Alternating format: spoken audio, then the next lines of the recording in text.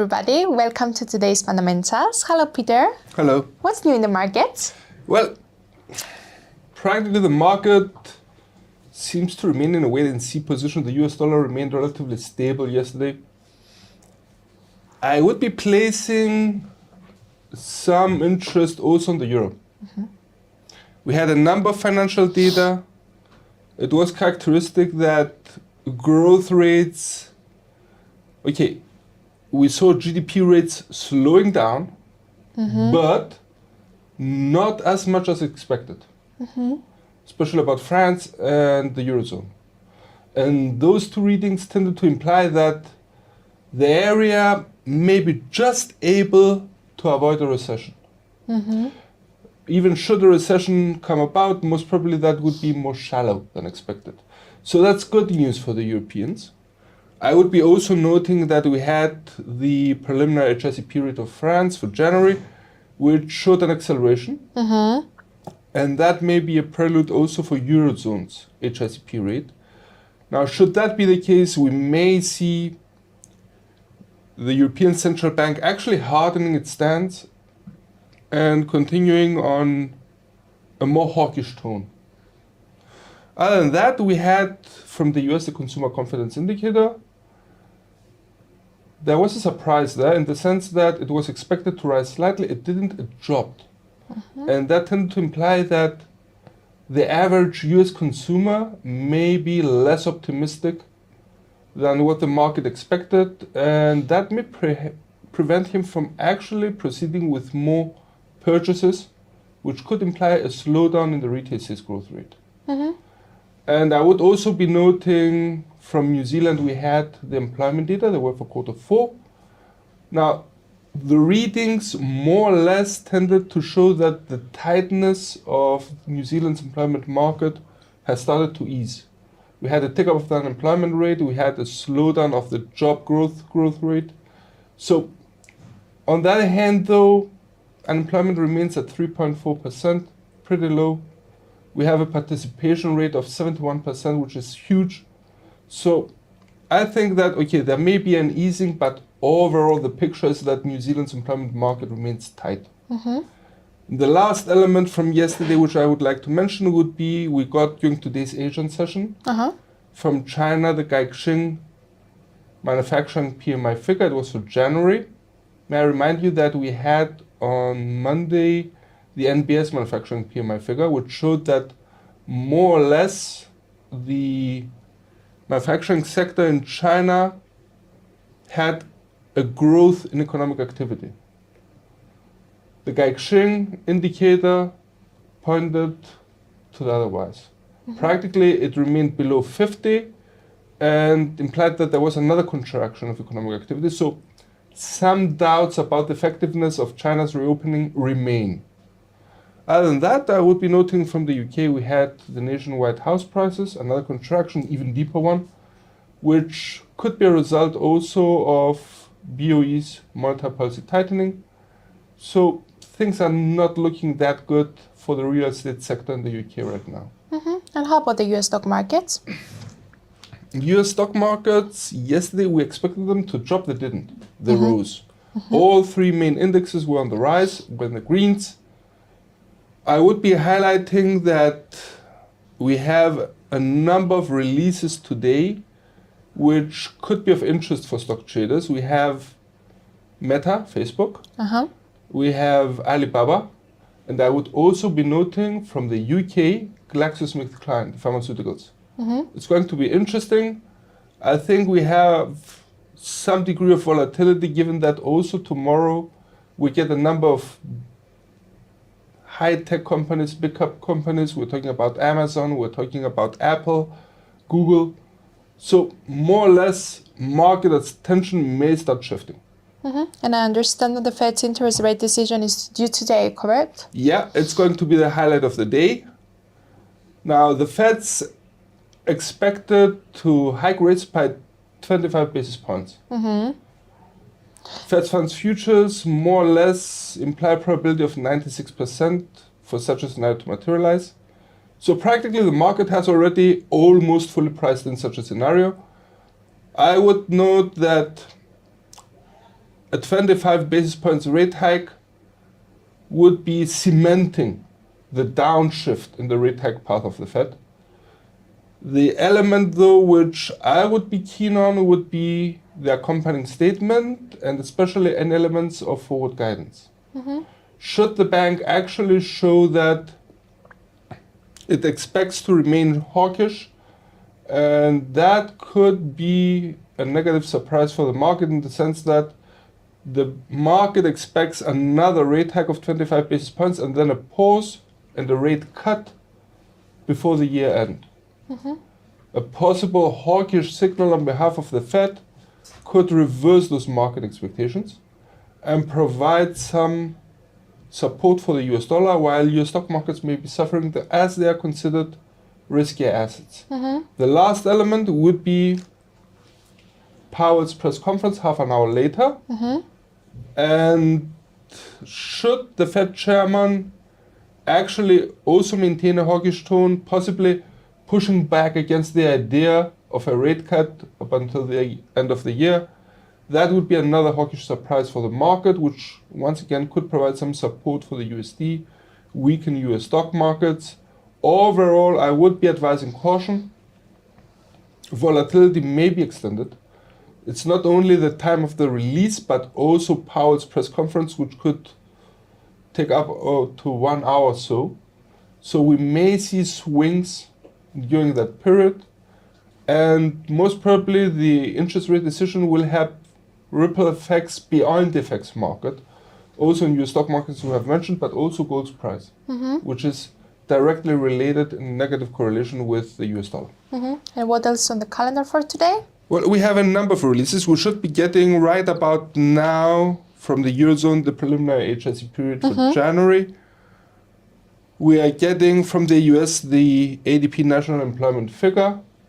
I would also be highlighting definitely the ISM manufacturing PMI. It may pass under the radar because we have the Fed's interest rate decision, but the ISM manufacturing PMI is going to give us a nice hint about where economic activity in the manufacturing sector is heading to. And at this moment it's expected to drop even slightly from 48.4 to 48.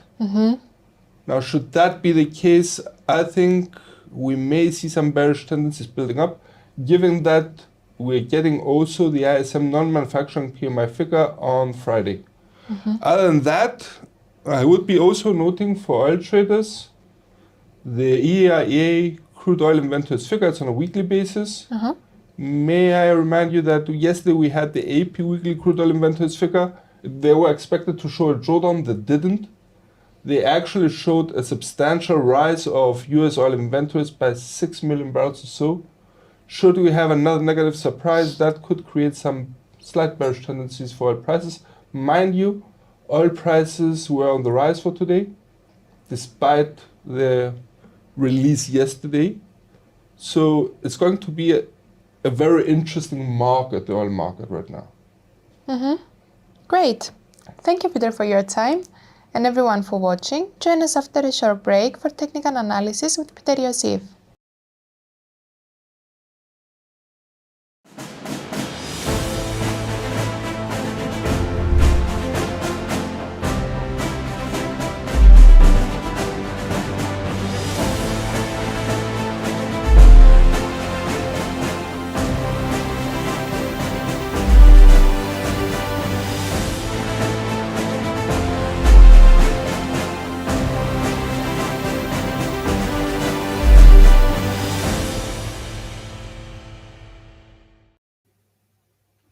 Welcome to the technical analysis part of the presentation. My name is Peter Iosif. I'm the senior market analyst at IronFX.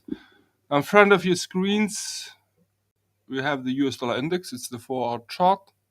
All charts to be presented are to be of the same time frame unless otherwise stated.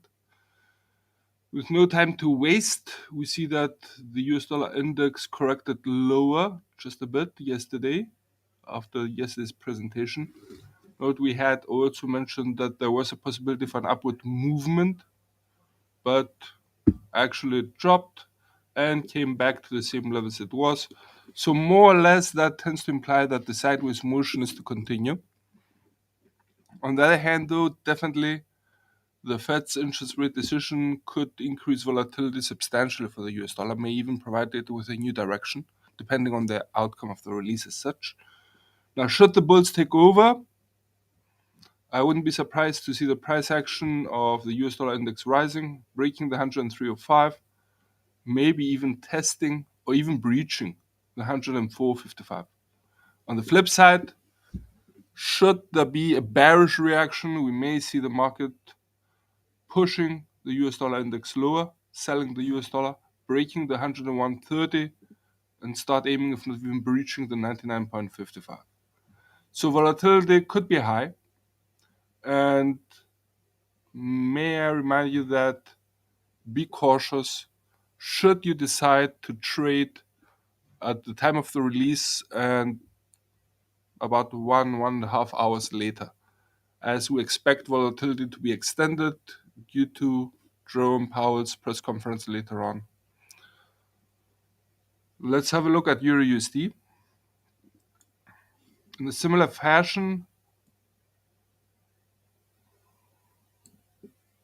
the pair remained relatively unchanged despite some slight bearish tendencies. It recovered. So we tend to maintain our bias for the sideways motion just below the 1.0935 resistance line to continue. Once again, the Fed's interest rate decision could increase volatility for the pair, and that applies to all pairs which are to be presented. However, in this case, along with the pound, we make an exception in the sense that besides the Fed's interest rate decision, which is expected to affect the USD side of the pair, we may see also BOE's and ECB's interest rate decisions tomorrow affecting the pound and the euro side of the pairs once again. For the time being, though, the sideways motion on technical levels seems to be continued, but the volatility could alter the pair's direction, and should the pair find extensive buying orders along its path, I wouldn't be surprised to see it breaking above the R1, 1.0935. I wouldn't be even surprised to see it breaching the R2, 1.1055, and start aiming for the 1.1270. On the flip side, should the bears take over, we may see the price action dropping, breaking the 1.0735, and start aiming for the 1.0580. Okay, let's have a look at cable, GBP USD.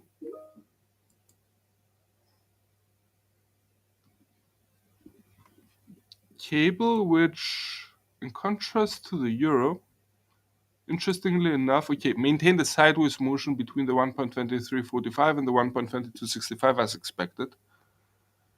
But there's an interesting element here, and it's that GBP USD weakened and stabilized over the past 24 hours, 48 hours.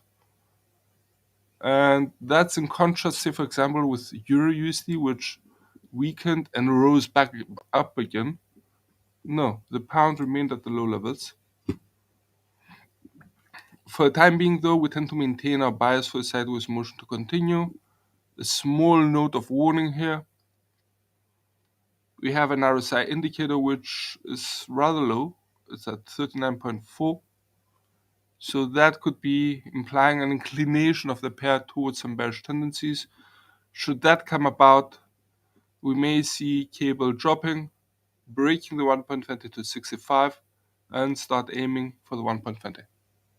On the flip side, should the bulls take over, I wouldn't be surprised to see the price action rising, breaking the 1.2345 resistance line. Note how beautifully the level was able to reverse the upward movement in the continuous testing once, twice, 3 times.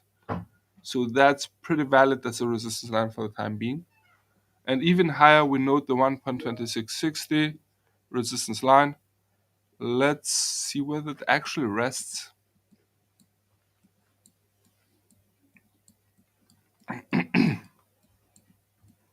Yeah, nice peak here. Yeah, and that was on the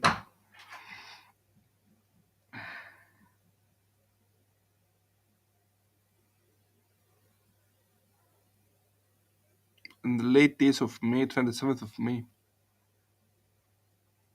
Pretty way back.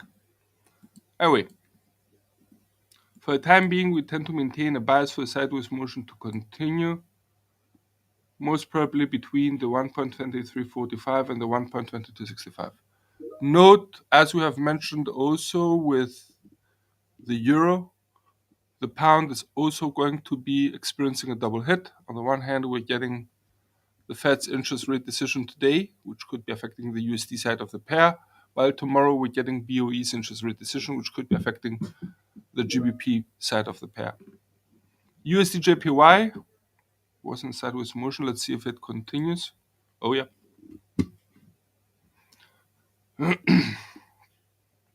Let me make some readjustments here, slight readjustments of the labels, just to get a clearer picture.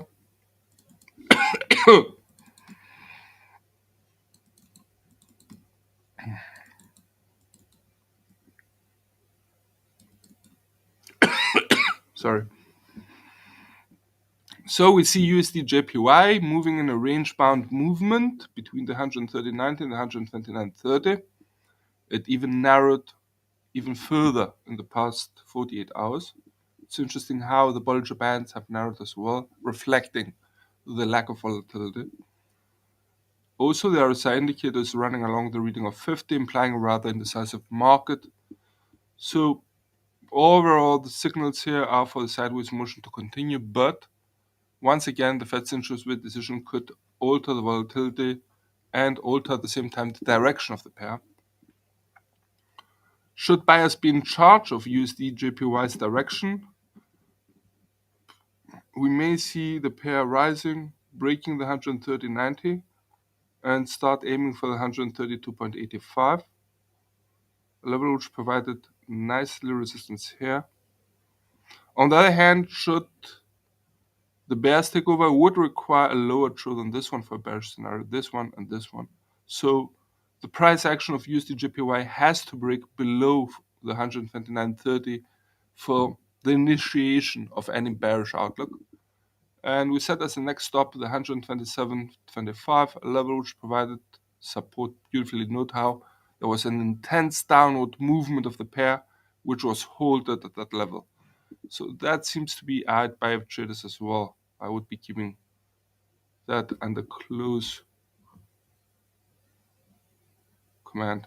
Let's have a look now at USD CHF, a pair which showed exceptional volatility yesterday. Here it is.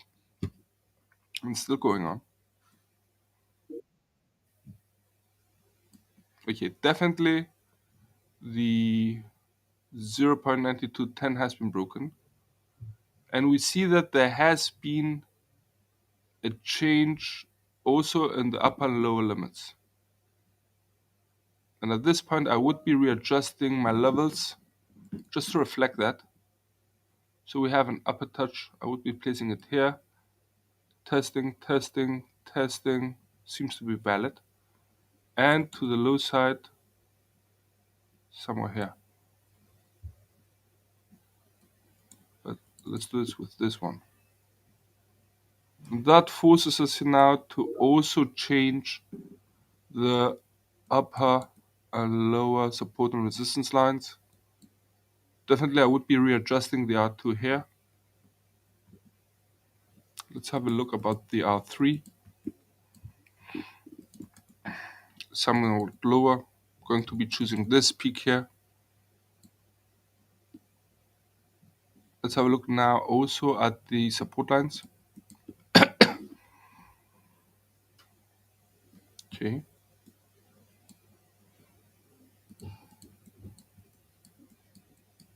Loosening up the chart.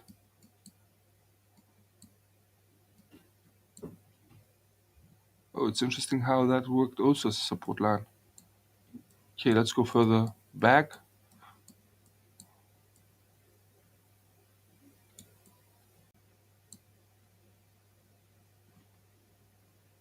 Readjusting just for the sake of it.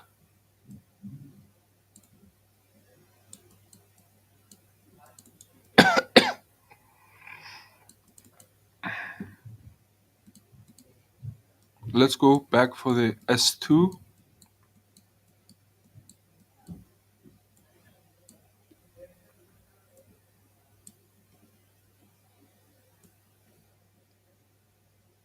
That's one actually pretty nice, but in my opinion too close to the price action. Lowering further.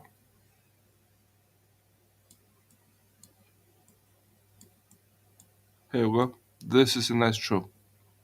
A nice clear-cut show. Note the intense downward movement. Tested once, twice, 3 times. This is good in my opinion. Let's go for the ultimate support line. I think somewhere here. Yeah.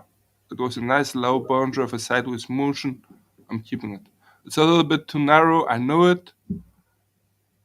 However, in my opinion, it seems to be valid. So I'm keeping it. Readjusting. Let's make the necessary corrections. Let's keep them nice and wide. Oh my god. Once again, give me a sec.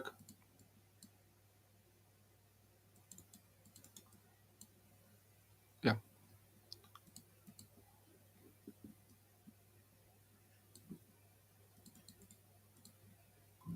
And that would be the 0.9535.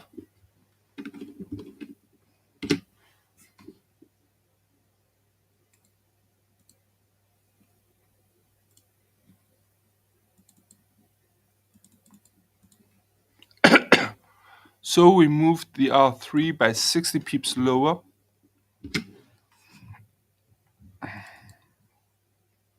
The R2 now is being placed at 0.9405.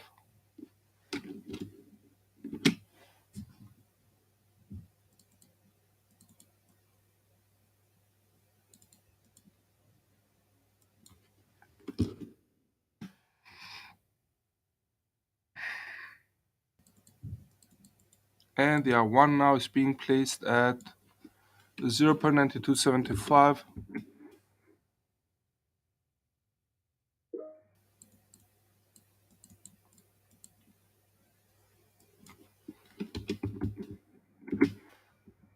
Locking this in. Let's go to the support lines.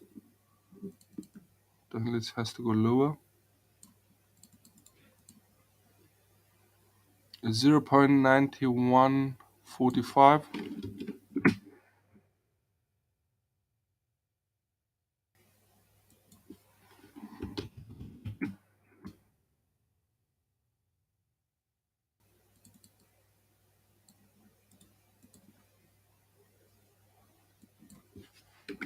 Zero point 9020, sorry, 25.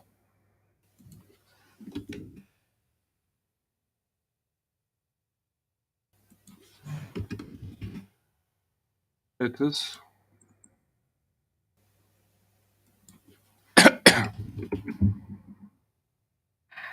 Locking it in. And the last one would be the 0.8925.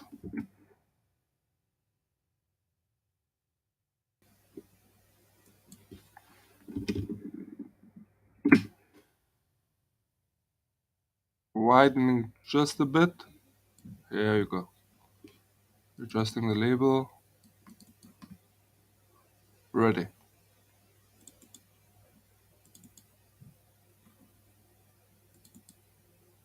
Yep. Now what do we see here?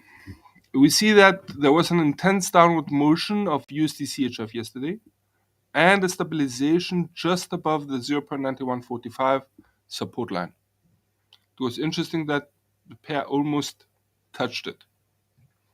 Now we tend to maintain a bias for a sideways motion. Why? Because the main body of the price action since around, let's have a look,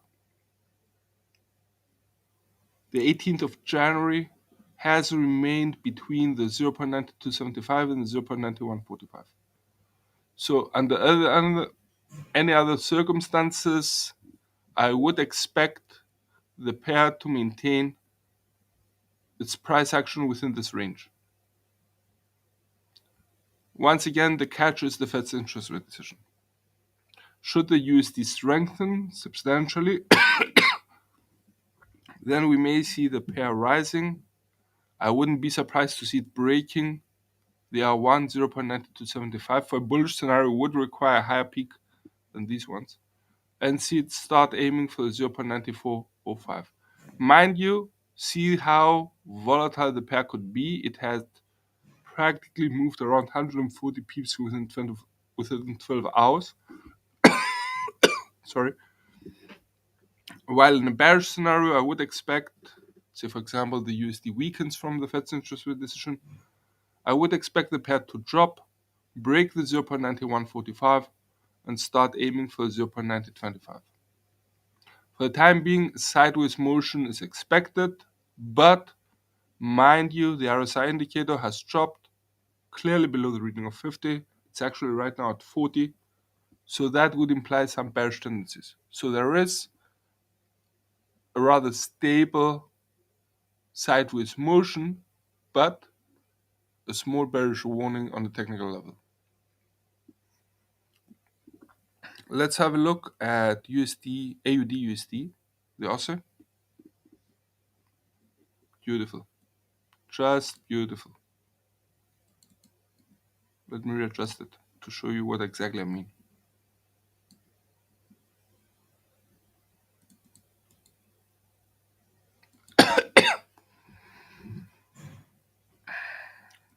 It's beautiful how the pair dropped, and note that we had already started to doubt about its bullish tendencies, but it bounced on the upward trend line, pushed it a little bit to the right, and maintained some upward movement once again.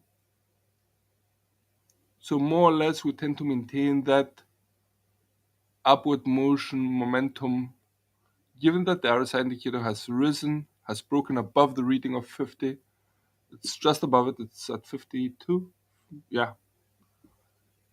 So should the RSI rise even further, start aiming, even testing probably the 70 reading, we may see the price action of AUD USD rising, breaking above the 0.7130, and start aiming for 0.7265. For the time being, though, definitely we have to correct the 0.7010 resistance line, as it did not actually provide any substantial resistance. It resembles more support line.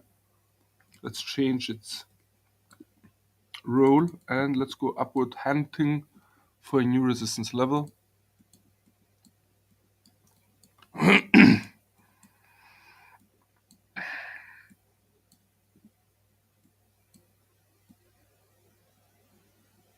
I'm going all the way. It's a little bit wide, distance between the R2 and the R3, a little bit of chart, I think, yeah, I'm going for it. And that's going to be in red, the 0.7445. 50, let's have a look. Yeah, 50. We're adjusting the chart.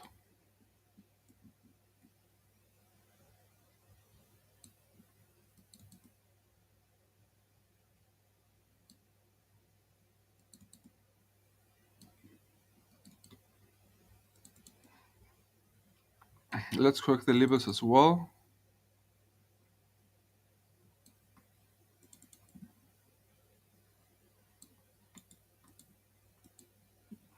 $0.6740 becomes now the R3. 0.6880, the R2. 0.7010, given that it has provided support, now is the R1. The R1 now is being placed at 0.7130. The R2 is now being placed at 0.7265. And the R3 at 0.7450. For the time being, we expect a sideways motion between the 0.7010 and the 0.7130. For the bullish outlook to occur, I would require a higher peak than this one. Definitely. We have 1, 2, 3, 4, 5, 6 peaks in a row which are higher. And I would be noting also 1, 2, 3, 4, 5, 6 throws which are higher. That would be implying the upward trend line. But once again, for the bullish movement to be verified, AUD/USD has to break above the 0.7130 resistance line, which is marking this peak here. Next possible stop for the bulls would be the 0.7265 resistance level. In an extreme bullish scenario, have a watch out for the 0.7450. But that's very, very extreme in my opinion. Anyway, the Fed's interest rate decision, though, could create also the reverse effect by strengthening the US dollar, in which case we may see the bears taking over the pair, dropping. Definitely a break of the upward trend line would be required. That would be the first signal of a changing trend. A break also of the 0.7010, that would be signaling a lower throw than this one, would be an invitation for the bears to come in. And in that case, we may see the price action starting to aim for the 0.6880, a level which provided support once, twice, 3 times, and resistance. So it's a pretty valid level. For the time being, we note once again that the RSI indicator has risen, has broken just above the reading of 50. It's currently at 52. It's nothing conclusive, but it's an indication. Let's have a look at USD CAD.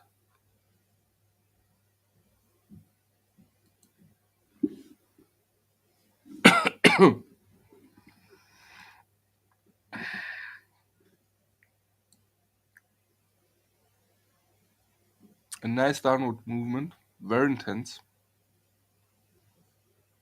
And I'm afraid we're going to have to widen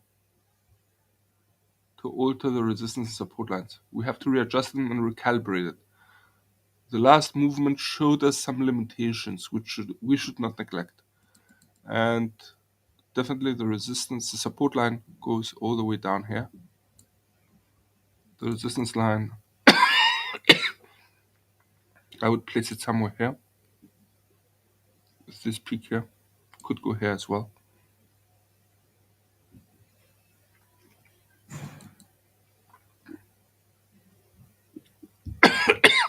This level seems to remain valid, and the next one as well. Let's have a look at the support lines.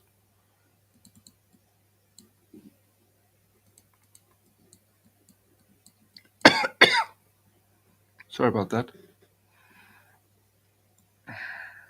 Okay, this level remains, and I would be widening it here as well.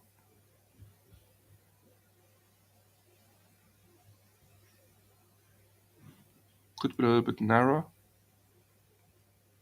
Nice touches, once, twice, 3 times. I'm preferring this one.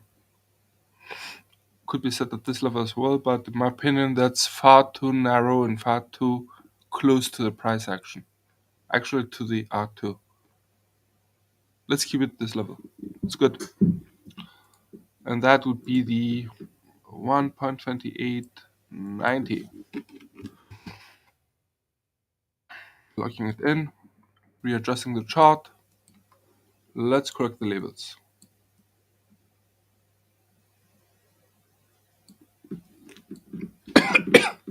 Sorry. Making a start with the S3 at 1.2890.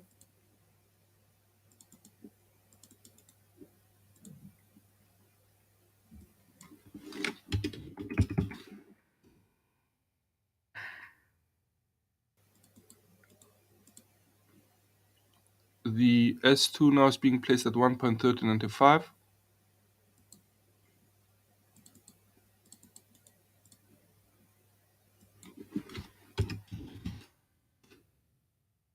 The S1 Let's have a look at it. Was readjusted and lowered to the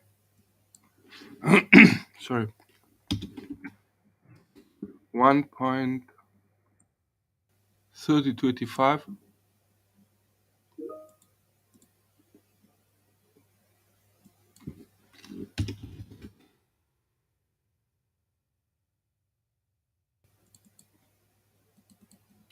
The R1 at 1.3470.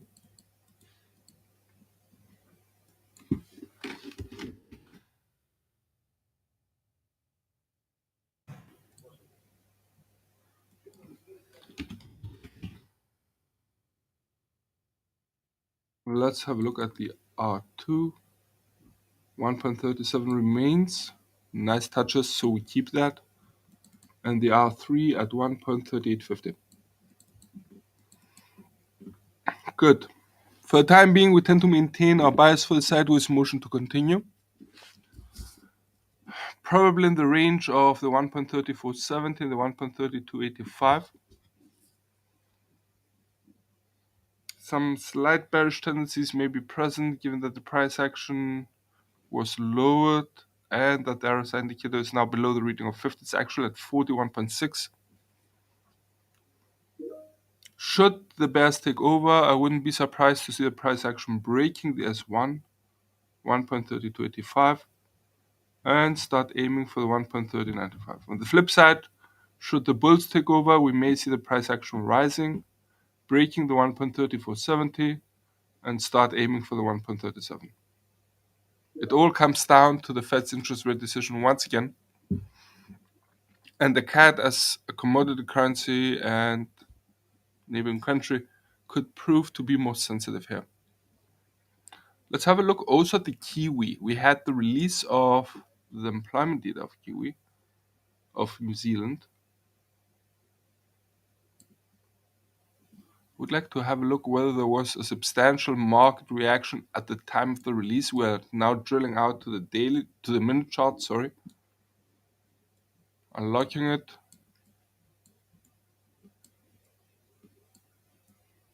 Whoa, there was. NZD/USD dropped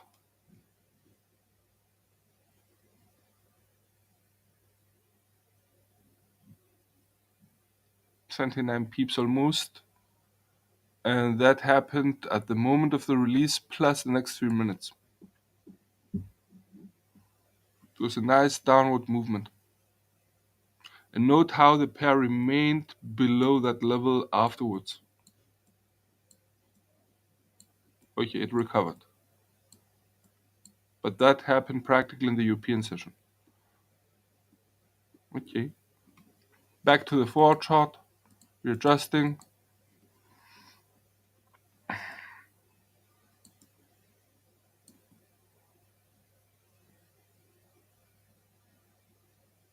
think we have some considerable readjustments to make here. This would be one.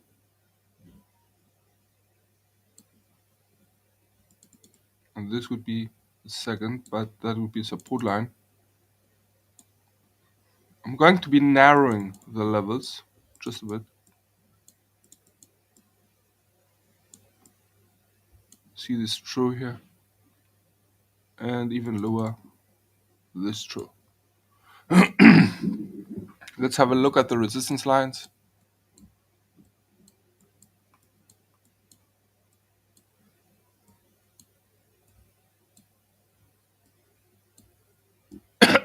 Sorry. We're widening this to meet this peak here, and widening this to meet this peak here. Readjusting the chart. There you go.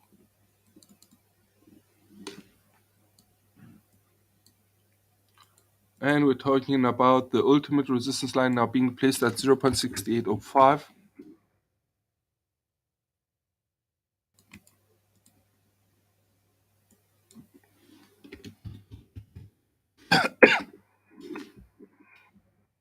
The R2 at 66.45.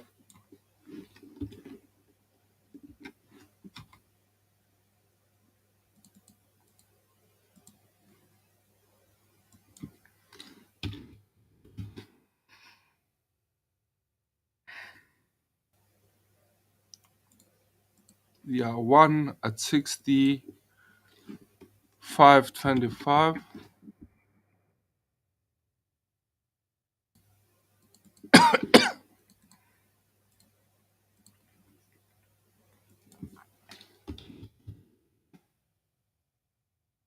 Respecting these peaks here.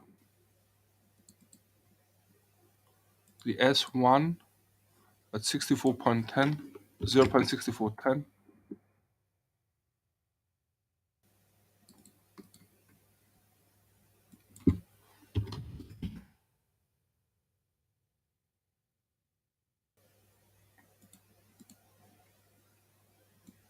$63.15 being placed now for the second support line.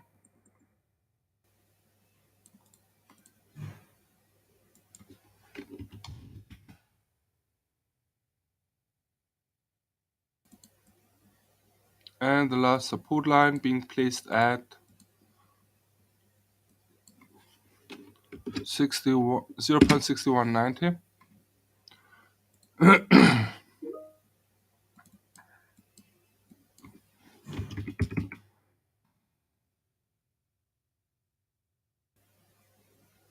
That's it. Now, for the time being, we see that the main body of the price action remains between the 0.6525 and the 0.6410, the R1 and the S1. The RSI indicator is below the reading of 50, yet is recovering upwards. It's currently at 44. Okay, low, but not that low to be convincing. I would expect the sideways motion to continue, given also the touches on the 0.6410 and the subsequent slight rise. But once again, Fed's interest rate decision could alter the direction of the pair, and should it provide a strengthening of the US dollar, I would expect the pair to drop, break the 0.6410, and start aiming actively for the 0.6315, maybe even breaking it. On the flip side, should the US dollar weaken substantially, we may see the price action rising, breaking the 0.6525 and start aiming for the 0.6645. Now we have another 7 minutes left. I would like to see WTI, which made a nice comeback yesterday. Here it is.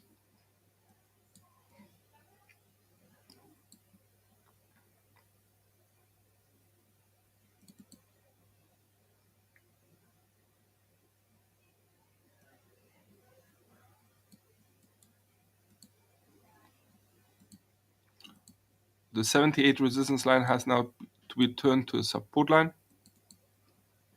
Note how beautifully it rose and stabilized during today's European session. Let's go hunting for a new ultimate resistance line. I'm picking this peak here. Pretty narrow, I think, yeah. And red, it's the 92.90. Adjusting the chart. Let's readjust the labels as well.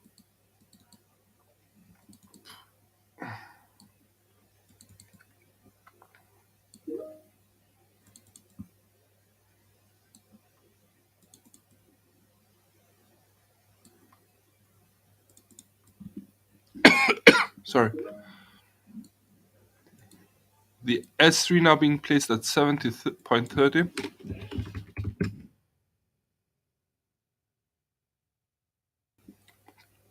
The S2 at 73.60.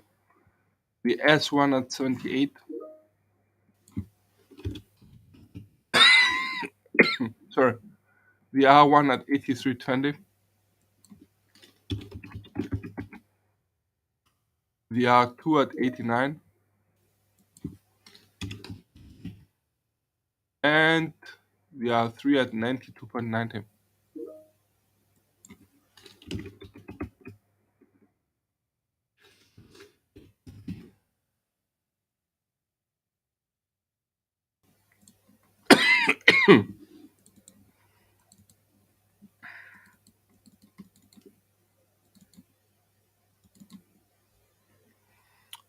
Okay, there was a clear downward trend line guiding WTI's price. The commodities price, though, was able to rebound and break once again above the downward trend line. So, in my opinion, given the stabilization of the commodities price during today's European session, is that the pair has broken the downward trend line and the downward movement was interrupted in favor of a sideways motion for now. Mind you, the WTI on fundamental level could be affected also by the strengthening or weakening of the US dollar. Should the USD be on the rise, that could weaken WTI prices and vice versa. Also, the Fed's interest rate decision in this case would indirectly play some role regarding WTI's price. And it will also be affecting it as there may be some worries about the demand side of oil should the Fed show a very strong hawkish profile. Why? Because that could endanger the demand side from the US. Mind you that we had a negative surprise yesterday by AP, as we all have already mentioned in the fundamentals. And I would be highlighting also for WTI prices the ministerial meeting of OPEC. Should the OPEC meeting, OPEC Plus meeting actually, decide that the current production levels are to be upheld or even curtailed, that could strengthen oil prices somewhat, as that would provide some words for the supply side, the tightening supply side of the oil market. Should the bulls take over, I wouldn't be surprised to see the price action of WTI reaching 83. It's currently at 79.17. On the flip side, should the bears take over, I wouldn't be surprised to see the price action dropping, breaking the 78 support line, and start aiming for the 73.60 support level. The RSI indicator is running close but just below the reading of 50, also implying a rather indecisive market. It's characteristic of the low volatility present in the past 12 hours. So we'll have to wait and see here a little bit. There's lots of fundamentals which could affect WTI's price. A quick glance also at US stock markets, at at Nasdaq. Okay, sideways motion. On the one hand, the index seems to be respecting the upward trend line.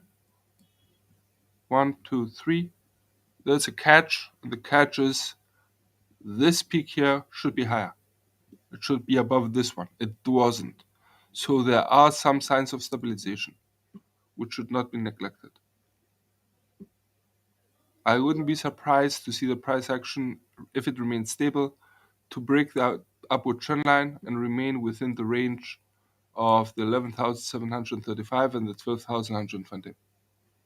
Once again, the Fed's interest rate decision may have ripple effects on your stock markets, most probably it will. And also note that Nasdaq could be, especially Nasdaq, could be affected also by the earnings releases of major high-tech companies such as Meta today and tomorrow Amazon, Apple, and Google, Alphabet. So it's going to be an interesting market here. Let's have a quick glance at gold as well.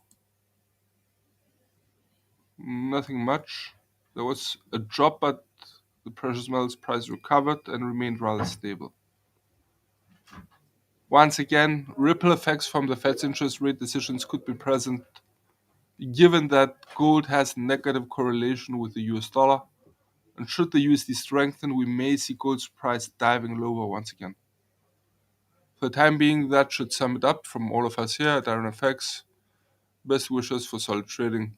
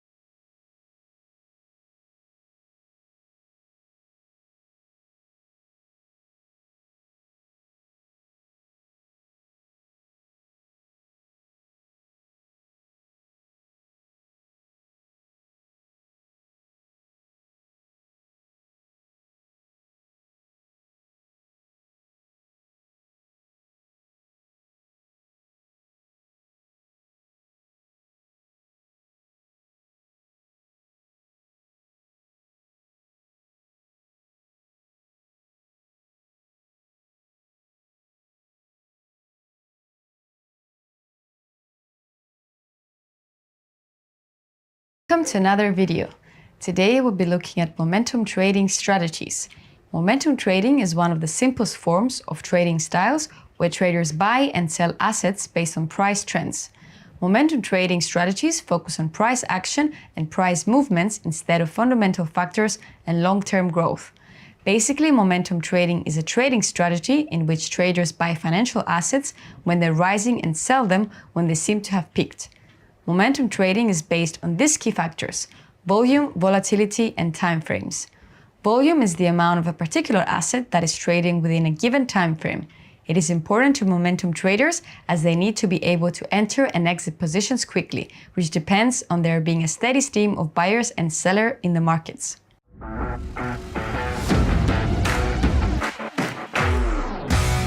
Volatility is the degree of change in an asset's price. If a market is highly volatile, it means that there are big price swings, while a market with low volatility is comparable stable. Momentum traders will look for volatile markets to take advantage of short-term rises and falls in an asset's value. As momentum trading tries to capitalize on volatility, it is important to have a suitable risk management strategy in place to protect your trades from adverse market movements. This should include stops and limits. Momentum trading strategies usually focus on short-term market movements, but the duration of a trade can depend on how long the trend maintains its strength. This could make it suitable for traders who use long-term styles, such as position trading, as well as those who prefer short-term styles, such as day trading and scalping. Popular indicators for momentum trading include the momentum indicator, the relative strength index, moving average, and the stochastic oscillator. Thank you for watching.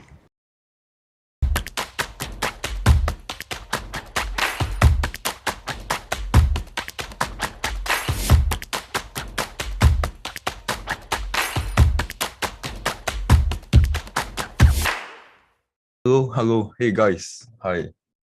Hey. Hi Arun. Hi Juha. Hey, hello Namdi. Hello Ronald. Hello Stephen. And hi to the rest. Hey, thank you very much for joining today on another IronFX webinar series. Hey, give it a moment for the others to join before we begin this webinar. Okay, give it a moment. Okay.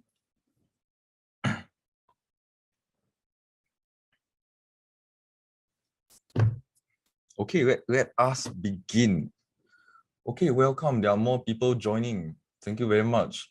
Hey, let me know where you guys are tuning in from. Where are you guys from? Well, for me, I'm from Singapore. It's around, okay, it's 6 p.m. right now. 6 p.m. Oh, Nigeria, Finland, UK. Very, very nice. Wow, all over the world. Belgium. Wow, all these places. I got to go there one day. Okay, nice. Let us begin. Okay, today will be very, very technical. Very technical on the multiple pivot point strategies. There are quite a few that I would like to share with you. So let us begin. Okay, as usual with the introduction, my name is Chen Yongjing, and I am the investment analyst for Everest Fortune Group. So we are also the finalists for the best Forex research for 2019, 2020, and 2021. We are also the finalists for the best equity research for 2020 and 2021. Okay, a disclaimer first, all trading involves risk. It is possible to lose all of your capital. And the agenda for today. What are pivot points? The different types of pivot points, and what time frame should you use for pivot points. Also, we will be teaching how to add them into your strategy. So later I can ask you guys what kind of strategy you guys use, then I can see what kind of ways we can implement it into your strategy. Okay, my hair is a bit messy. Do apologize for that. Okay, what are pivot points? Okay, a pivot point is like, let's say the chart, up, down, up, down. So where are the pivot points? A very, very simple pivot point is the top and the bottom of the low and the high. So you can call it as the previous high or the previous low. Okay, a pivot point is an intraday technical indicator used to identify trends and reversals mainly in equities, commodities, and the forex markets. So all these reversals, what I like to do, I personally use something very similar to pivots. So with this, the high and the low, I like to catch that reversal back in. But of course, with some confirmation. So maybe later I can share on how I do that. Okay, pivot points are also calculated to determine levels in which the sentiment of the market could change from bullish to bearish, vice versa. Okay, the high, just take note, the high, it indicates the highest price from the prior trading day. Hey, I see more of you guys sleeping in. Hi, April. Hi, Ayman. Hello, welcome to the webinar. Okay, as I was saying, the high, hello. Hi, man. Okay, as I was saying, the high indicates the highest price from the prior trading day. The low indicates the lowest price from the prior trading day. Okay, the day traders calculate pivot points to determine levels of entry, stops, and profit taking. Later, I'll be turning on trading view. So I'll show you guys the pivots, the multiple pivots. I think I'll be presenting for today. Hey, good to be here. Yes. Lucky you are here. Welcome. Annie Chukwa Kingsley.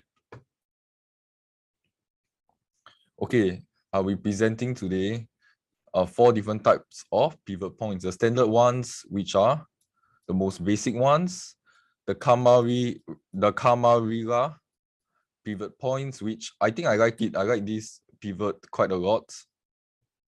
And the Fibonacci pivot points and the Woody's pivot points. So all these are just improved versions of pivot points. So the first pivot point, this one, the Camarilla pivot points.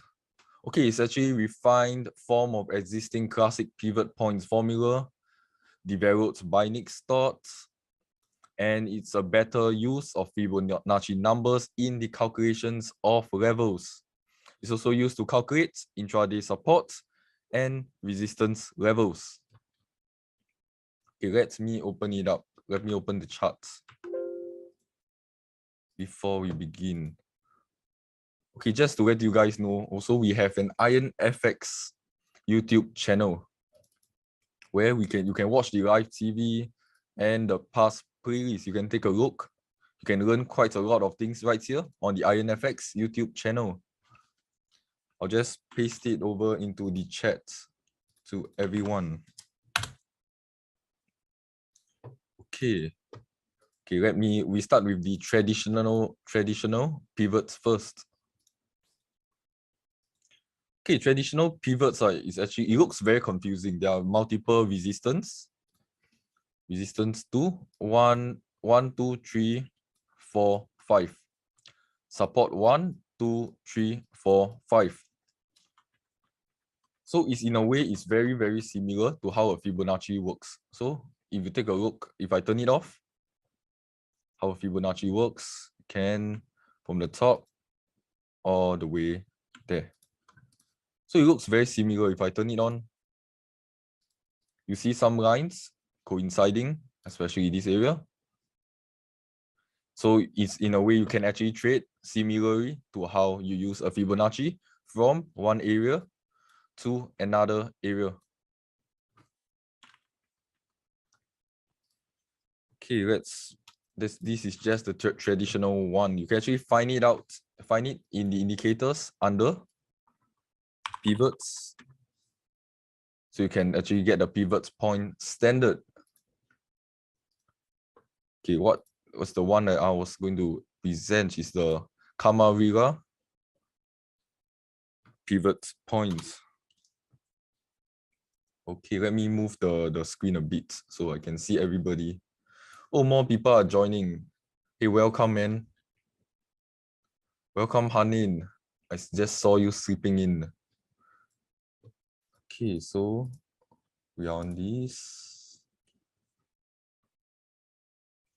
Okay, so for resistance, for these pivot points, for this pivot, the karma, let me type it out.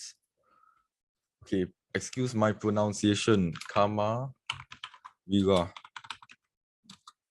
Pivots, points.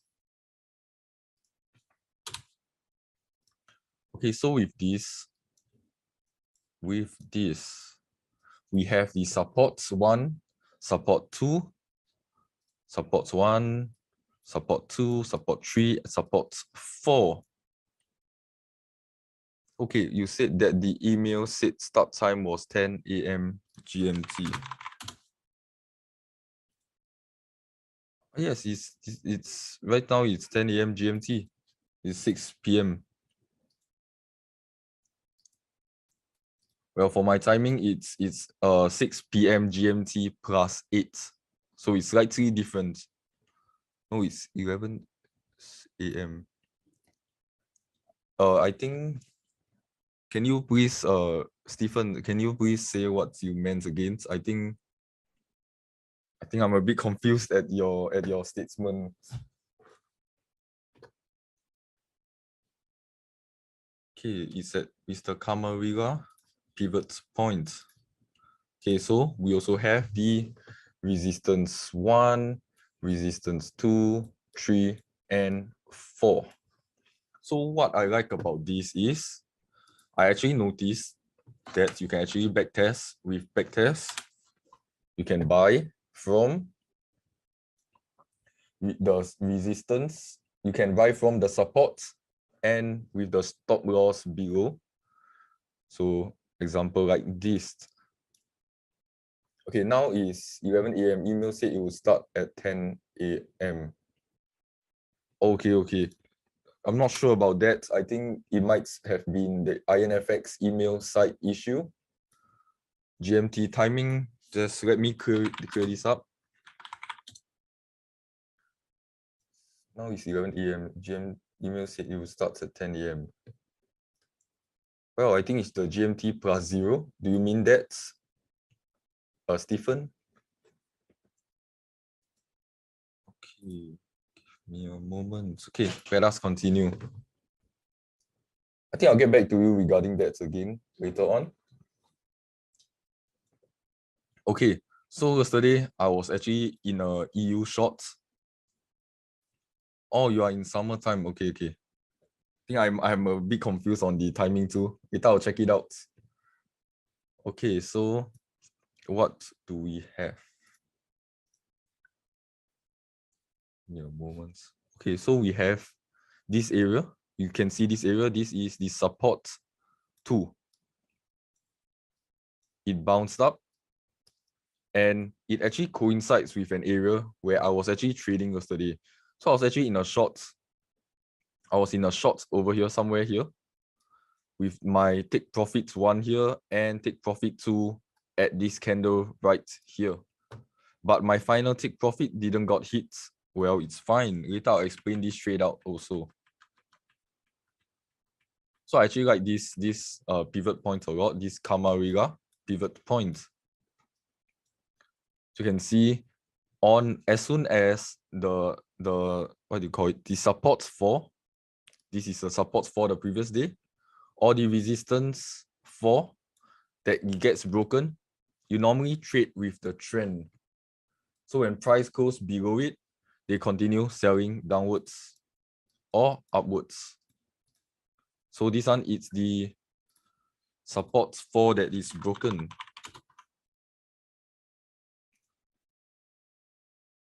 Let me make it smaller a bit. Okay, let's take a look at old data for some back testing. So you can see here,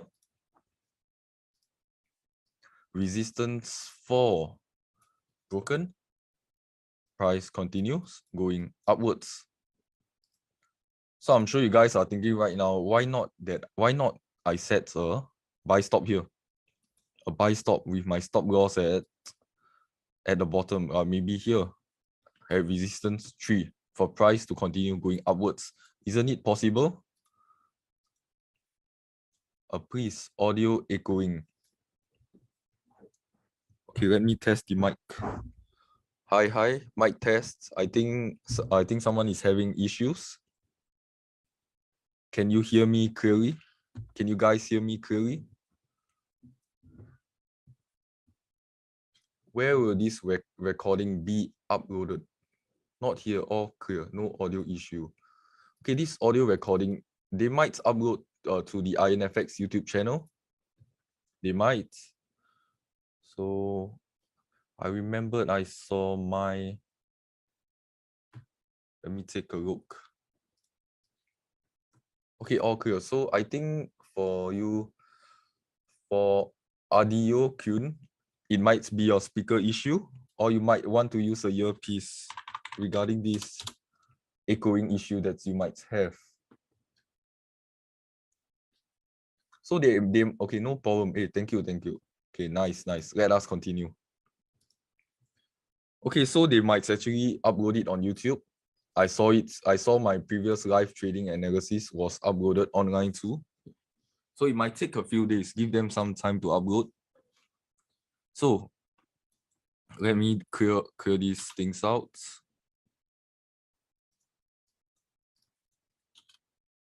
Okay. So some of you guys are thinking probably I can set a short position right here. Upon breaking the support 4, my stop loss to be safe, I can set it at the supports 1 and let price continue downwards with at least, as usual, a minimum of 1-to-1 risk to reward. Minimum 1-to-1. Never go lower than that. You will be especially 0.8. All this, just ignore. Do not take a trade. So we can see, let us see by the end of this session where price on the euro dollar might be heading to, since it has already broken the supports for pivots. So for this, right, coming back here, just now the back test, to have a safe, very safe one, we have our stop loss at the first resistance, the red line. Wow, even more people are joining. Wow, we have quite a lot of people today. Okay, let us move on here too. Okay, this is a scenario that it did not work out well. So you're taking a short. You're taking a short. Let's say you take a short here, a stop short. Okay, it's not here. Okay, it's here. This scenario did not work out. So with your stop loss there, and then the maximum it even went was in a negative risk to reward before price reversed all the way up. So you cannot just trade solely based on one indicator, especially the pivot indicator. It's best to combine multiple forms of indicators or your own trading methods before you enter a trade. This is a very good example of a beginner mistake. If you actually enter it right here, and then it just hits your stop loss, although you have a fairly wide stop loss. So let's continue. Okay, another area is here. Price goes up, maximum it did when, okay, at least nice, it was a 1-to-1 right here, at least. So always, I have a question, do you use the automatic trading? Answer live. Okay, you were asking you want to do this automatic trading. You want to use this automatic trading. No, I actually don't use automatic trading. I use something called, this is my personal trading method, Smart Money Concepts. Just send it out into chat. So I usually use that, Hanin. I use Smart Money Concepts as a confirmation together with market imbalance. I stress that a lot, especially the amount of risk that I'm using. I only risk 1% per trade. So I don't go for those 5% trades where after, so let's say you risk 5% per trade. It takes you 20 losing trades to actually blow your entire account. With 1%, it gives me more time to cover back if I'm in a loss. And it actually takes 100 trades before you blow your account. So if you actually blow your account risking 1%, I think you need to rethink your decision on trading or to just take a step back and start to study more. Okay, I'm not seeing. Okay, nice. Okay, here is another example of how it didn't work out. I'm just showing you guys things that don't work out and how it works out, just in case you guys decide to just do a stop, just follow using the indicator and then it hits your stop loss. So this is another scenario where it didn't work out. Always look to the left of the charts, especially here. Do you have a robot? No, I do not use a robot. I don't trade using a robot. I trade using a naked chart, actually. A naked chart. So what do I mean by a naked chart? I do not use any indicators when I am trading. Later, I will open up my personal chart layout. You can see. So I actually have my personal chart layout right here, where I'll show you later. There's 0 indicators involved.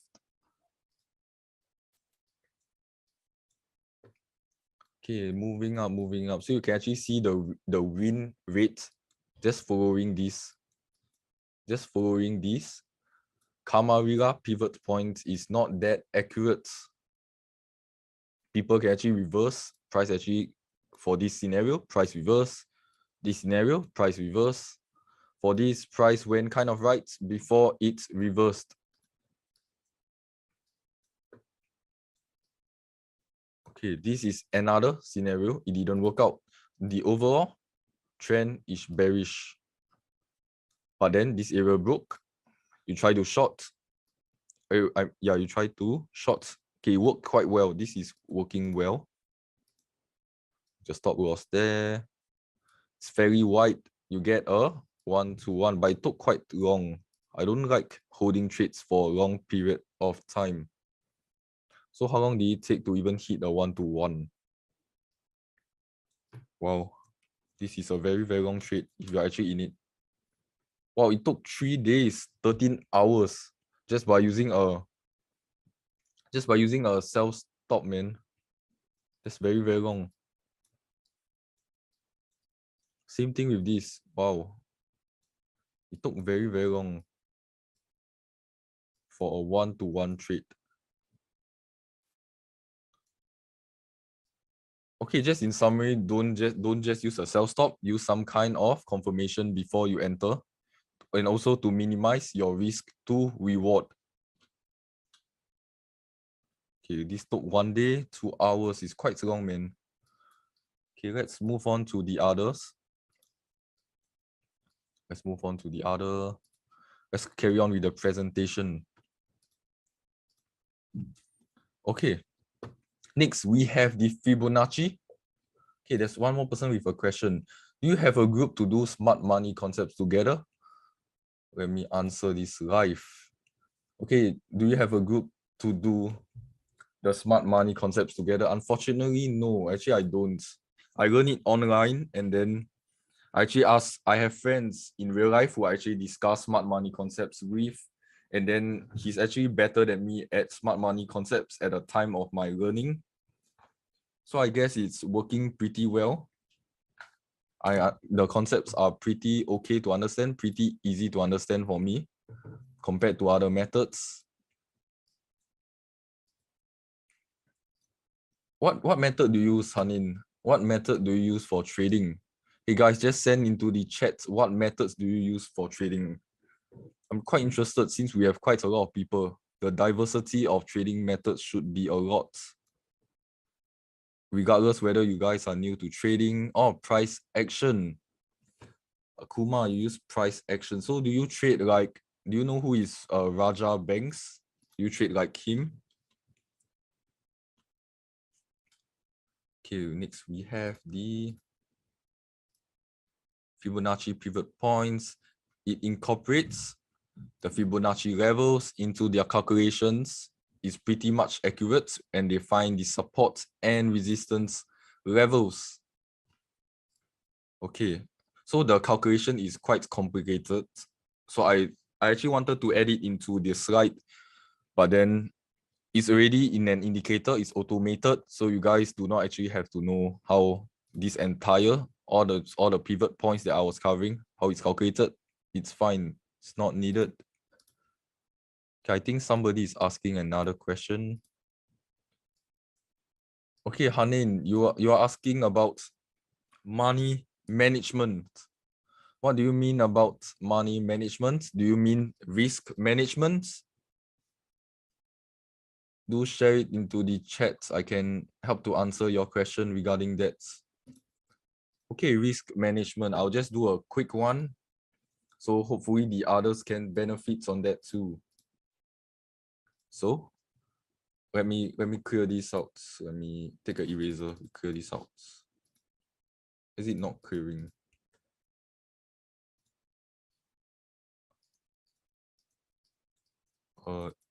Forget it. Okay, so I risk 1% of my accounts. I only risk 1%. So let's put it into very, very simple terms. Extremely, extremely simple. So I have $100 in my account. Okay, maybe 1,000. So per trade, I only risk 1% of 1,000 times 1%. So every time I lose, let's say I lose the trade, hit my stop loss, I only lose $10. But if I have a risk to reward of 2 to 1, I'll get 2%, which is equals to $20 profits. So how do you calculate your lot size? How do I calculate the lot size for the 1%? So let's say I'll just draw it out. This is how a trading view looks like. So we have the stop loss level, the SL, the take profit area. So the SL, let's say we have a stop loss of 9 pips.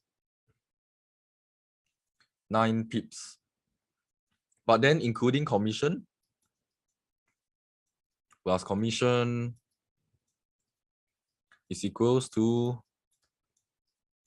10 pips. So we just take our $10 divided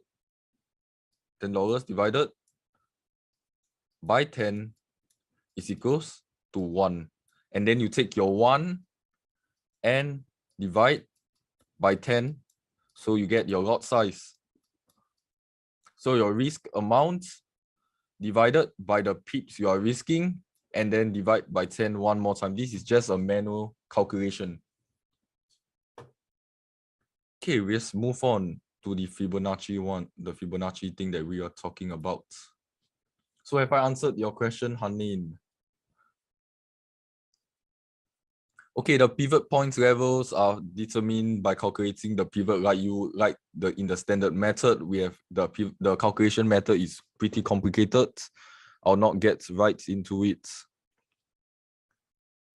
Okay, and why people like to use Fibonacci is because many traders use the Fibonacci ratios. They use it for retracements and as a place of where they would like to close their trade or take profit at Fibonacci levels. So I also like to use Fibonacci to determine to add confluence. Confluence, let me write it out in case my pronunciation is not that good. So to add confluence to my trade, I like to use Fibonacci. So I also look to the left of the chart, left to the chart, as in there must always be a reason on why there is a take profit area. Okay,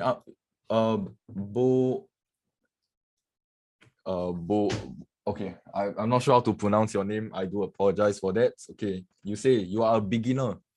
So I don't understand anything in day trading. Is this course okay for me, or should I skip this course?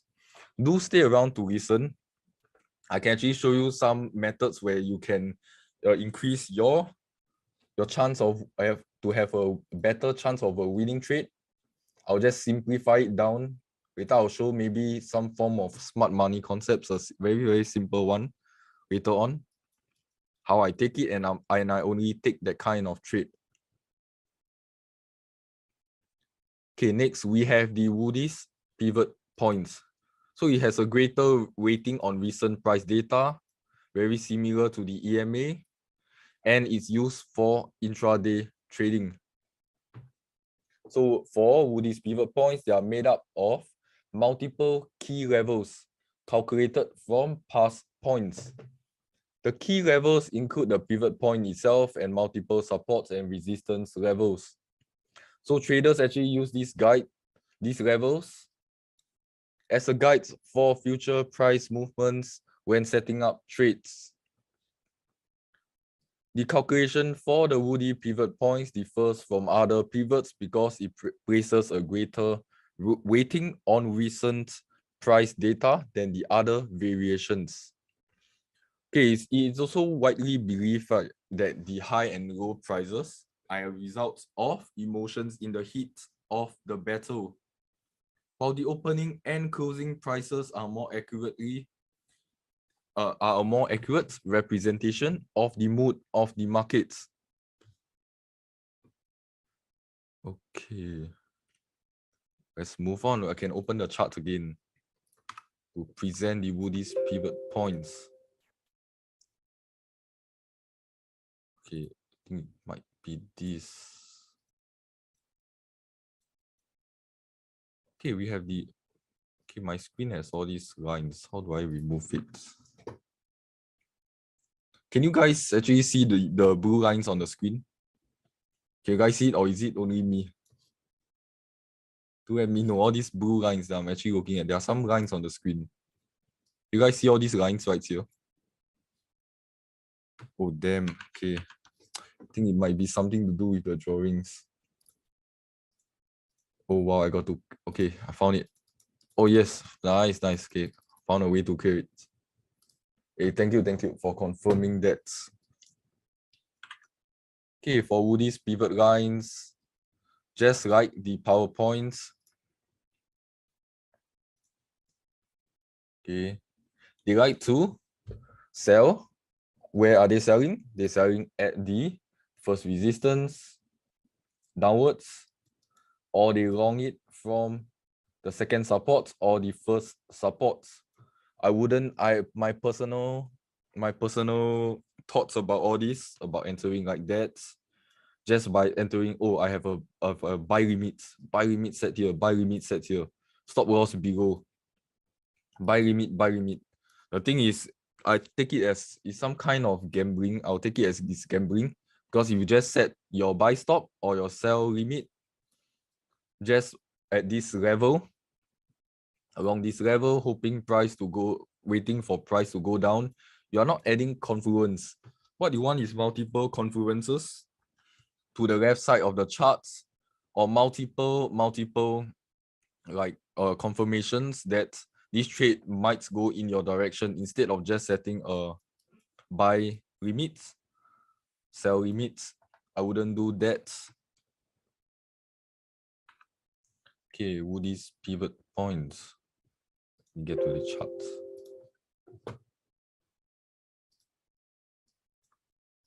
Okay, let's take a look. Since Woody's pivot points are for the intraday traders. Okay, no issue, continue class. Okay, sure. Okay, you can take a look right here. So, you have a short position, stop loss at the second resistance. This is using the Woody's. I'll just write out Woody's points. Make it larger a bit. Okay, maybe 20. It's too small. 40. Okay, Woody pivot points as usual. 1-to-1 risk to reward. So you're just trading zone to zone, just like a Fibonacci. Zone to zone. The first support and the first resistance. Also, later I'll show you guys how I enter using smart money concepts, a possible way that we can implement it together.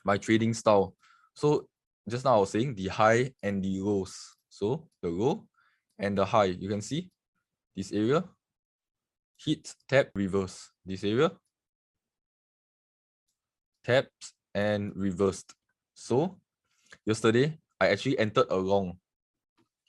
I wouldn't lie to you guys, I entered a long right here. I was hoping for price to continue going up to clear this high. Why did I enter that? What was my confirmation? So I took this area,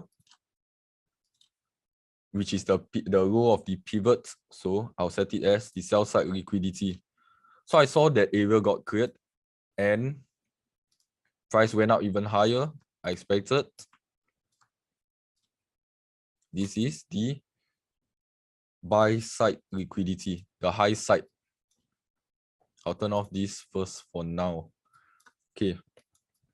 So when price on the M15 charts, it cleared this high, this small little high right here, using smart money concepts. So I like to call this break of market structure. BMS is called break of market structure. Okay, so moving into the 5 minutes. So I actually use 15 minutes to get the overall grabs, the overall picture of the market, what is going on in the market. So moving on to the 5 minutes, chart. So this was the 15-minute high that was broken. Price went up even higher. I tried to implement my personal trading methods. And then what did I spot? I spotted on the 15-minute charts, market imbalance. So you can see this area right here, this area. Price previously did not come into that area. So I was looking for price to come down, tap that area before price continue going upwards to clear this high right here. But I did enter. I entered right here. I entered there. So let me draw out this area. I entered there. Where's my long? With my stop loss at the bottom. And I was looking to the top. So actually to the left, there was something. I already cleared the chart. So all the way to the left side of the chart, there was a point of interest that I was aiming even higher than this specific area. So even for me, I do have my wrongs when I'm trading. It's okay to have wrong as long as you guys have a trading journal, you record it down. So the moment price came down, wow, I was looking at it yesterday. Price continue coming down. I know most of you guys, a lot of beginner traders, not you guys, a lot of beginner traders, when price start to go this low, or you start to close out your trade, then only for price to go back up, and then you will be thinking, damn, I could have held on to my trade and I wouldn't have lost money. So the moment price broke this area, broke that area, that low right there, cannot get the thing out. So the moment price broke that area, I set that area as the ideal invalidation level. What do I mean by ideal invalidation? To me, this area is no longer valid. The trade is no longer valid already.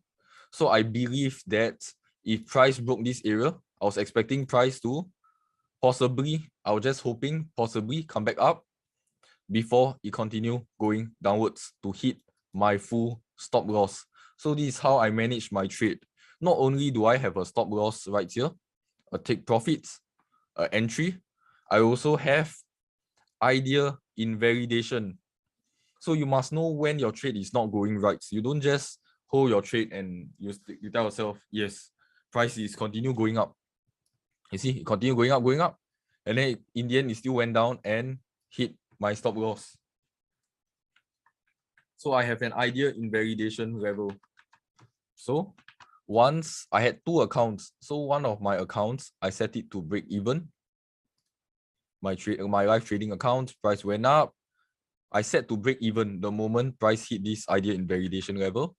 And thankfully, since we cannot control the markets, price could have just continued going downwards, hit my full stop loss. I set my trade to break even.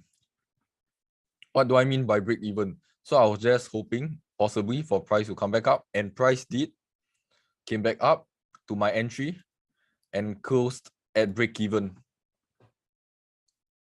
For the other accounts, I have 2 accounts. For my other accounts, so I'm actually doing a challenge, a trading challenge. So on the other accounts, I actually cut off half of my risk. I closed off half of my trade right here and I let it run. So in the morning when I came to office, I took a look. Wow, price actually almost hit my stop loss, but it continued going up. So somewhere around here, I closed somewhere around here. So my take profit isn't that much. In the end, it was like something like this. It was pretty bad. It was only up around 9 pips and I just closed it out. I was busy with work, so I couldn't manage it. So I closed it. And thankfully, thank God I closed it. Price continued going downwards.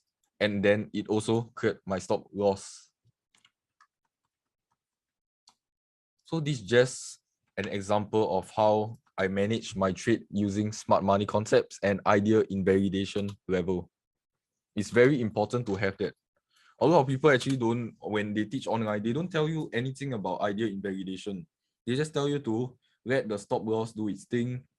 But obviously, you still got to manage your trade when it isn't in your favor. Price is not going in your favor, especially in my favor last night. So can move on to another trade, a possible trade. Smart money concept. So we have this level. Let me take a look back. Just want to share with you guys one trade that I took. Okay, this is the one I remember. Last week I took this trade. So I took this trade right here, but I actually closed here. I did not close it at here. If I say I close it here, I'm lying right to the chat. So why did I close it here? Why did I close the trade there? So if you guys look to the left, there is what do I see? I always like to talk about the market imbalance level. And same thing, I will be implementing what we are teaching today, the pivot points. So we have the high, the low, the high, the low, pivot points. So I set this as, that day I was looking at this area. So this area right here, it's the 15 minutes market imbalance area. So I mark it out. What do I mean by market imbalance area? See, if you zoom closer, this area, price previously has not come into. So I'll set it as the red area for a possible reversal. So when I was looking, what I also like to do is, there's something that's why I don't use indicators. I'm just showing you guys plain how I look at a naked chart. You can see all my indicators right here are closed. How did I answer? I like to mark out the Asian range.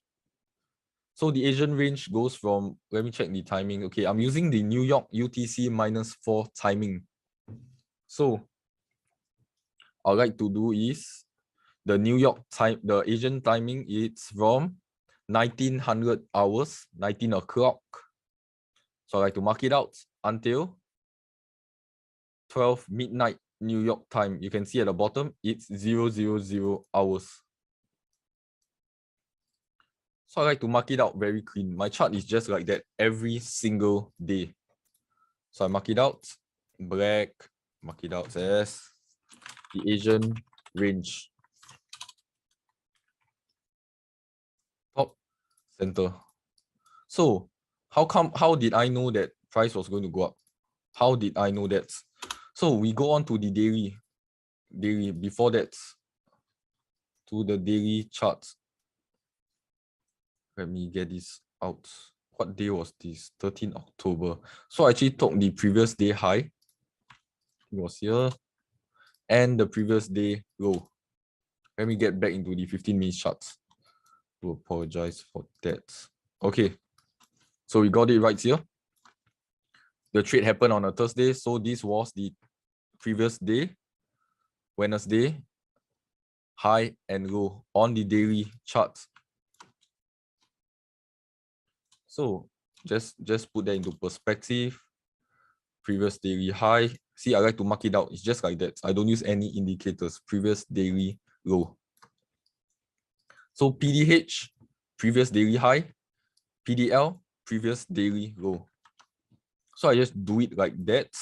And then I wait for the London session to start. So between the timing of over here, from this area to 2 o'clock, I do not touch until London session starts at 2 a.m. New York time. So I do not touch until it's 2 a.m. onwards. So what do we have here? Price, what did price clear? Price cleared the Asian low. So I like to wait for the Asian session to be cleared, either the high side or the low side. So marking this out, we can say the Asian low got cleared, Asian low plus sell side liquidity. So this area got cleared. What do I mean by sell side liquidity? So in smart money concepts, we have this area. Look at this, multiple wicks. So many wicks to be cleared. So price cleared all of those together with the Asian low. And I was waiting for price to reverse. So price continue going up and it cleared this high. Take a look, it cleared this high right here. So I already marked it out. Break of market structure.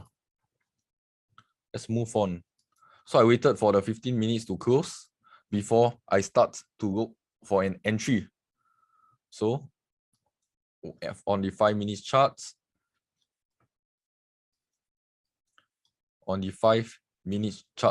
since price already broke here, same thing, I like to enter by the market imbalance. So on the M5, look at this very minute area. Very minute area. Let me make it straight. So you look at this minute area right here. Very tiny. Let me zoom in all the way. You can see previously price has not tapped into this area. So I set a buy stop here. You can see price actually tapped into it. Very tiny. Price tapped into that area. And then I set my stop loss at the very bottom. Why do I set my stop loss at the very bottom? Because there is another market imbalance right here where price could potentially come down to before it goes up. So I set it as that with my take profits up to the M15 market imbalance, and I just close it right there. This is the M15 market imbalance. You can actually see this, the high is the previous day high and the previous day lows. It's also a pivot point, a pivot high and the pivots low. So in a way, I'm actually also implementing pivots into my trading, just that I draw it out manually.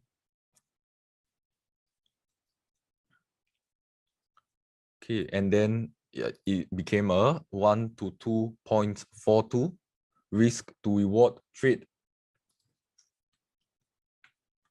Okay, do you guys have any further questions regarding this trade? Do let me know in chat. Do let me know whether you guys are interested to learn more about these smart money concepts. Maybe I can ask IronFX. Maybe we can have a session about it in the future. I can share more about it. Any questions, do let me know. This is how I actually refine my trade without using any indicators. Okay, yes, it would be great. Very nice. Any validity in the marks pivot? Oh, I'm not presenting that today, unfortunately. I do apologize for that. We are interested in SMC. Yes, SMC is very nice because there are no indicators involved. It's just a plain chart. I'm just using a plain chart without any indicators. Explain more about SMC. Yes, I like the attitude, that learning attitude. That's how I felt when I first saw about smart money and Wyckoff. Let me open this up. So for smart money concepts, it's actually quite, so you can actually have a better understanding, I would say a better understanding in smart money concepts if you read up on Wyckoff. Read up on Wyckoff. Let me type it out in chat. Read up on Wyckoff 2. Yes, the value gaps. The value gaps are taught by Inner Circle Trader. I think I mentioned it in the past webinars that I hosted. So Inner Circle Trader, I'll just credit him. Inner Circle Trader, ICT. He also taught about the fair value gaps, or also known as the market imbalance. So you can already see that I'm implementing. So this area, I took it as accumulation. So what is this? Wyckoff accumulation. That's why I asked you guys to read up on Wyckoff, where there's an accumulation area. So it better explains why on smart money concepts after it clears some liquidity and it continues going up. So for this entry, as what Stephen has mentioned, value gaps, the fair value gaps, I took it from Inner Circle Trader. And same goes to the market imbalance right here, Inner Circle Trader. And this high and low thing is also the pivot points. So you guys notice I actually developed my own, I wouldn't say developed my own. I combined multiple trading strategies before and backtested it first before I implemented it on the live account.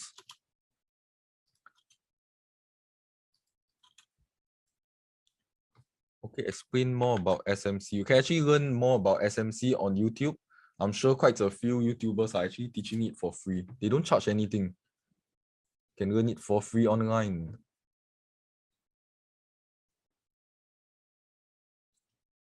Okay, moving on. You guys can actually screenshot this. So what happened here was there was actually a news. Last week there was a news, so let's not get into that. You guys want to screenshot this trade down? Do screenshot this down. So when you're learning smart money concepts, you can maybe look back on this and kind of understand more in depth on why I actually entered the trade the way that I did. Any more questions, do let me know in chats before we end this session. I'll check with IronFX whether it's possible to hold a smart money concepts session into the future. Read up on Wyckoff. So if you want to know more about Wyckoff, a very, very simple one, you guys can actually check out. Let me show you guys. People, okay, Doge. So you can see this is my personal trading account. I'll send it to chat. That is my personal trading view account. I actually did a short series where I did it on my own at home on the educational series on the Wyckoff accumulation. So it actually kind of explain why. What does it explain? Why price after it clears the sell side liquidity, why price continue heading upwards. So you guys can read this, a short little education thing, Wyckoff accumulation part 1 and Wyckoff accumulation part 2. You guys can follow me if you want. Follow me on TradingView if you want. I've sent it over into chat. Okay. Any more questions? Do let me know. So let me send the link of this also, just in case you guys want.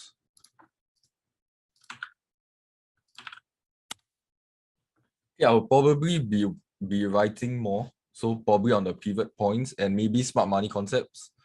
So if you guys want to have a short, like a quick summary on what is smart money concepts or pivots, I'll be writing it down on my TradingView accounts very, very soon. So stay tuned. If you want, just follow me. So I got only 11 followers. Oh, someone followed me. Thank you very much. So we increased to 12.